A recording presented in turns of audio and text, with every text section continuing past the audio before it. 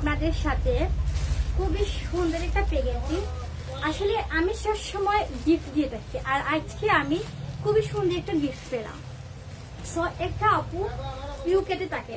So আপু আমাদের showroom থেকে অনেক প্রোডাক্ট কালেকশন কিনে নিয়েছে, অনেক প্রোডাক্ট কালেকশন আমরা নিজে মেক করে ডিজাইন করে সেলাই করে দিয়েছি। আপু ইউকেতে থাকে, আমার প্রোডাক্ট কালেকশন ভালো লাগছে, ওরা সেলাই করে নিয়ে এসছে। বাট হচ্ছে আমার ড্রেস নিয়ে এসছে, আমার শোরুম থেকে ওড়না নিয়েছে, হিজাব নিয়েছে, এভরিথিং অনেক কালেকশন। সো আপুর সাথে একটা ফ্যামিলি মেম্বারের মতো আপুর সাথে আমার হয়ে গেছে আলহামদুলিল্লাহ।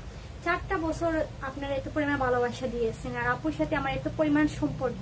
এইরকম আপুরা আমাকে অনেক আপুরা এইরকম ছোট ছোট করে গিফট দিয়ে থাকেন। আসলে তেমন ভাবে গিফটটা আমি আপনাদের সাথে শেয়ার করতে পারি না ব্যস্ততার কারণে।